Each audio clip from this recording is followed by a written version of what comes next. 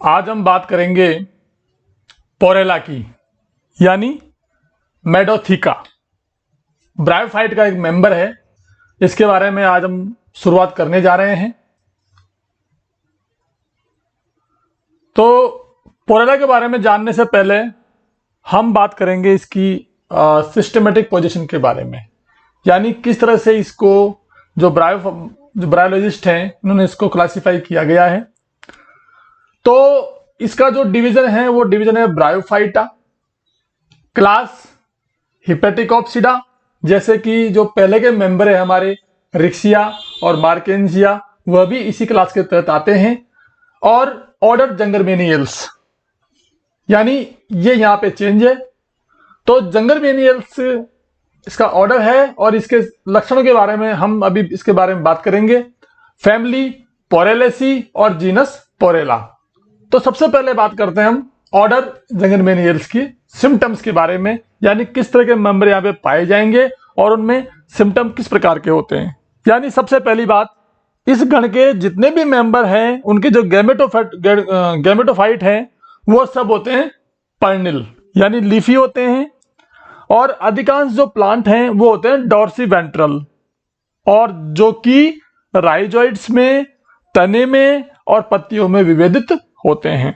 मूलाभास यहाँ पर पाए जाएंगे एक कोशिकीय, और चिकनी भित्तियुक्त मूलाभास यहाँ पर पाए जाएंगे जो कि तने के निचले भाग से निकलते हैं।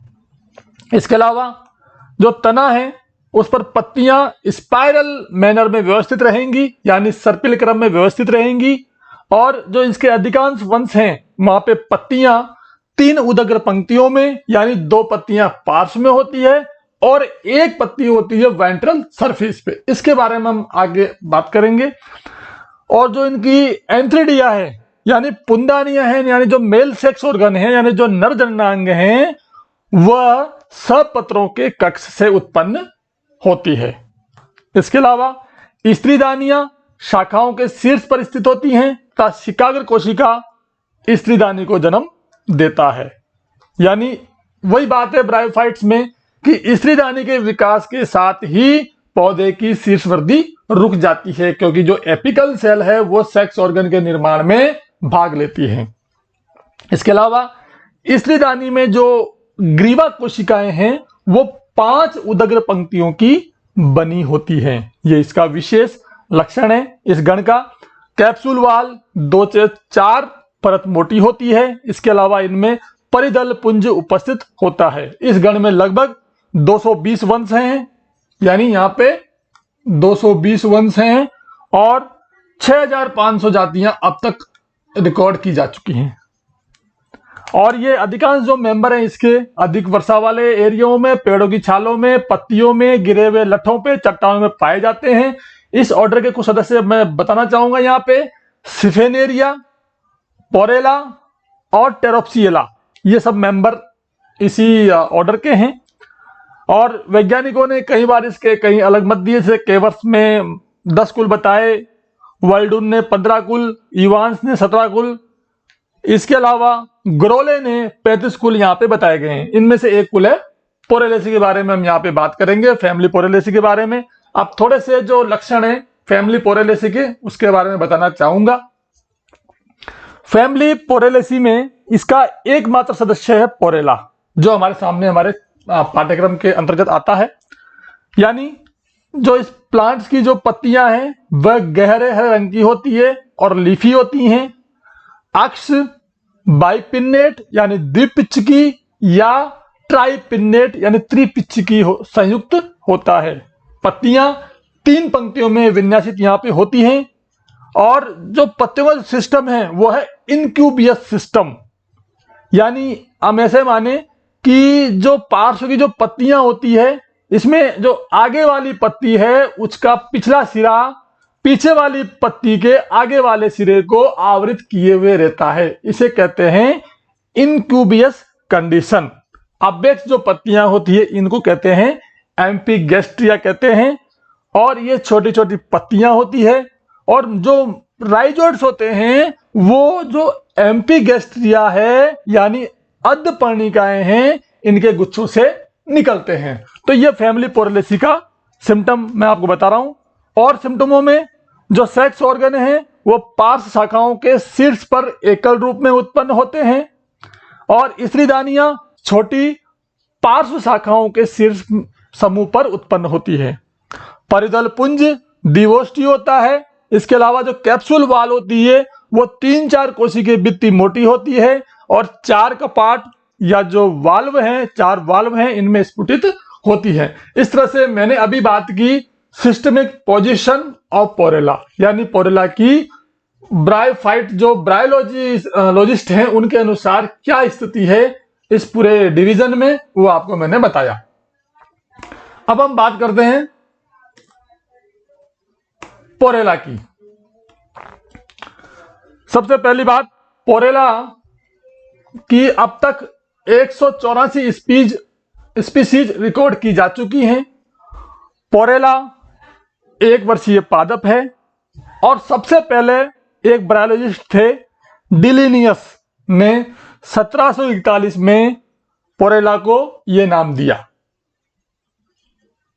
पोरेला उत्तरी ध्रुव व दक्षिणी ध्रुव को छोड़कर पूरे विश्व में सभी भागों पे पाया जाता है और इसके अलावा भारतवर्ष में मुख्य रूप से जो ब्रायोफाइट्स की जो खान है, गोल्ड माइन, जो पश्चिमी हिमालय, वहां पे इसकी पोरेला की 34 जातियां अब तक रिकॉर्ड की गई हैं और सबसे जो मुख्य स्पीशीज है पोरेला प्लेटिफिल्ला सबसे व्यापक रूप में पाई जाती है। पोरेला प्लेटोफिल्ला appear to be a cosmopolitan in its distribution, यानी पूरे विश्व में पाए जाने वाली स्पीशीज। इसके अलावा हिमालय का मैंने आपको बता ही दिया है। यहाँ पे पोरेला की जो जातियां हैं आगे देखते हैं, उसमें मुख्य नाम बताना चाहूंगा यहाँ पे पोरेला अंगुस्टा, पोरेला अपेंडिकुलेटा, पोरेला ओविलिस, पोरेला हेस्टेटा, पोरेला डेंसिफोलिया, पोरेला डेकरेंस, पोरेला पल्मुसा और पोरेला थाइनेंसिस। ये सभी जातियां हैं जो इंडियन स्पीशीज हैं, इनको आप याद करें। इसके अलावा पोरेला पिन्नेटा जो जाति है ये एक्वाटिक स्पीशीज है, यानी ये जलीय आवास में पाई जाती है। पोरेला पिन्नेटा, इसके थैलस बंदे होते हैं या स्टेराइल होते हैं, जबकि जो लैंड पे जो जातियां उगती है पोरेला की उनके थैलस फलद होते हैं, यानी फर्टाइल होते हैं। इस तरह से ये पोरेला का जो हैबिटेट एंड डिस्ट्रीब्यूशन के बारे में अपन ने बात की। अब हम बात करते हैं पोरेला की संरचना कैसी होती है। हम जानते हैं कि ब्रायोफाइट के जीवन चक्र में जो युग्मकोदित प्रावस्था है वो होती है डोमिनेंट प्रावस्था, यानी ये सबसे दीर्घकालीन प्रावस्था होती है जो ब्रायोफाइटा के जीवन काल में होती है और सबसे महत्वपूर्ण प्रावस्था होती है। इसमें हम बात करेंगे पोरेला की बाह्य संरचना के बारे में। पोरेला का जो प्लांट है ये 15 से लेकर 20 सेंटीमीटर तक होता है पादप का आकार, जैसे यहाँ डायग्राम में दिखा रखा है मैंने आपको। ये यहां से यहां तक, ये सब डायग्राम गूगल से लिए गए हैं, इनको आप भी देख सकते हो, सोर्स ऑफ गूगल, सब गूगल से लिए गए हैं। और इसका जो ये जो मतलब स्ट्रक्चर है प्लांट की, ये है पर्निल, स्तंभ पर्णों में विभक्त, डॉर्सिवेंट्रल, चपटा, श्यान व शाखित होता है, तथा जो इसका अधस्तर है नीचे का भूमि पर यह लेटा रहता है। इसके अलावा स्तंभ का जो शाखन है वो आगे देखिए, मुख्य स्तंभ पतला, बेलनाकार तथा द्वि या त्रिपिच्चकी होता है, यानी ट्राइपिन्नेट। यानी देखिए यहाँ पे ये इसका, यहां से यहां तक मैं आपको इंडिकेट कर रहा हूं, ये इसका है स्टेम। स्टेम पे यहां पे 3 पत्तियां हैं एक पत्ती तो यहाँ पे नीचे है और दो पत्ती यहाँ पे ऊपर है, और यह है नीचे वाली जो पत्ती है यह है एम्फीगैस्ट्रिया, जिसे हम कहते हैं अधपर्णिकाएं, यानी स्तंभर पत्तियां 3 पंक्तियों में विन्यासित रहती हैं। 2 पत्तियां पार्श्व होती हैं, यानी जो देखो पार्श्व 2 पत्तियां हैं यहाँ पे, ये पार्श्व 2 पत्तियां हैं, और एक पत्ती जो यहाँ पे ये अंडरलीफ, ये है एम्फीगैस्ट्रिया, नीचे वाली पत्ती है यहाँ पे एम्फीगैस्ट्रिया, और इनको कहते हैं हम एम्फीगैस्ट्रियम, या हिंदी में कहेंगे अर्धपर्णिकाएं। अब दोनों ओर की जो पार्श्व पर्णें हैं वो असमान रूप से द्विपालित होती हैं। ऊपरी बड़ी अंडाकार गौर शीर्ष वाली पाली को अग्रपाली कहते हैं, यानी एंटीलोब। ये देखिए आप यहाँ पे, यहां से ये जो है यह है एंटिकल लोब, यानी अग्रपाली, तथा जो निचली जो उसका एरिया है उसे कहेंगे हम पश्चपाली, पोस्टिकल लोब, जो यहां पर ये रही पश्चपाली और अग्रपाली। अग्रपालियां हैं जो इनक्यूबेस रूप से व्यवस्थित रहती हैं, अर्थात जो एरिया है, जो पत्ती का जो एरिया है, यानी जो पश्च भाग है, यानी इसे हम यूं कहें कि प्रत्येक पर्ण का अग्र उपांत आगे वाली पर्ण के पश्च उपांत को ढके रखता है। यानी यहां यही हो रहा है, पत्ती का जो आगे वाला हिस्सा है, ये जो पीछे की पत्ती का जो आगे वाला हिस्सा है, जो आगे वाली पत्ती के पश्च हिस्से से ढका हुआ रहता है, इसे कहते हैं हम इनक्यूबियस विन्यास। इस तरह से ये पत्तियों की व्यवस्था यहां पे दिखाई गई है। आगे देखते हैं, ये मैंने बात बता दी आपको यहां पे। अब एम्फीगैस्ट्रिया जो है उसके आधार से एक कोशिकीय चिकनी भित्ति युक्त मूलाभास विकसित होते हैं। पत्तियों में मध्य शिरा अनुपस्थित होती है, यानी पत्तियों के मध्य शिरा नहीं पाई जाती है।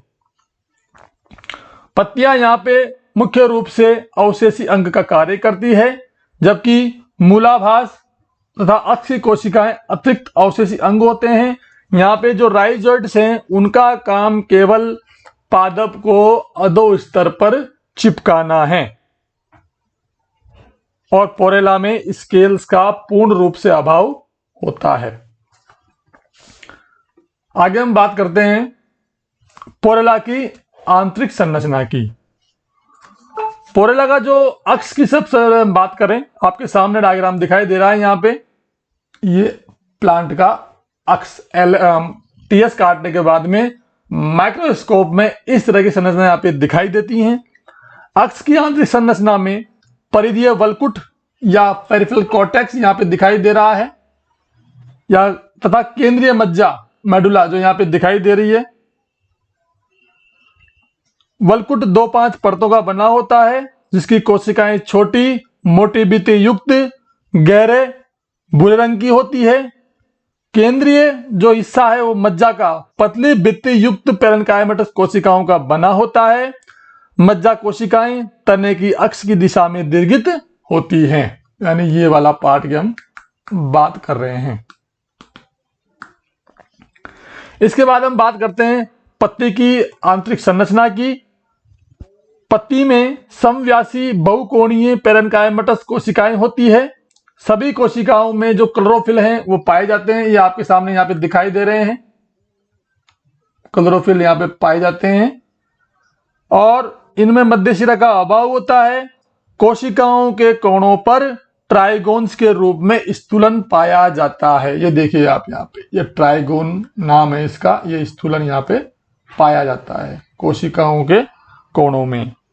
पोरेला एक्यूटिफोलिया की पर्ण कोशिकाओं में 7 से 10 तेल कणिकाएं उपस्थित होती हैं, यानी यहाँ पे ऑयल ग्लोब्यूल्स भी पाई जाती हैं।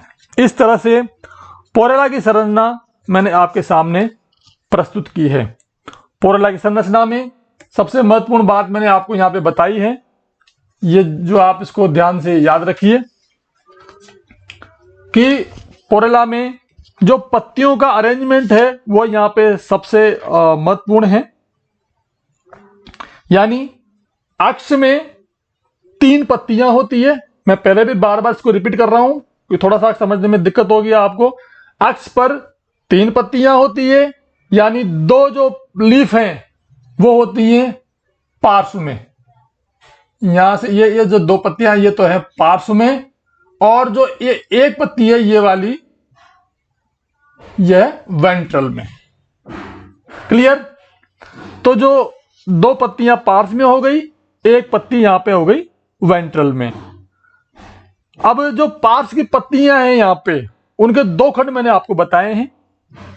प्रत्येक पत्ती के 2 खंड बताए हैं आपको। यहां पे मैंने एंटिकल लोब और पोस्टिकल लोब, यानी जो अग्रपाली है वो बड़ी होती है, गोल शीर्ष युक्त होती है, और जबकि वेंट्रल जो पोस्टिकल लोब है वो छोटी होती है और एक्यूट होती है। इस तरह से ये पत्ती की स्ट्रक्चर है, जो पार्श्व पत्तियां होती है उनकी संरचना है। और नीचे की संरचना जो आपको मैंने बताई दी है, उससे चिकनी वित्ती युक्त मूलाभास निकलते हैं, और इसका काम गैमेटोफाइट्स को अधोस्तर पर चिपकाए रखना है। और ये मानते हैं कि, अभी तक प्रमाणित इस बात को नहीं माना गया है, ये मानते हैं कि पत्तियां अवशोषी अंग का कार्य करती है यहाँ पे, यानी जल का अवशोषण पत्ती एवं अक्ष के द्वारा होता है। तो इस तरह से यह संरचना मैंने आपको यहाँ पर बताई है।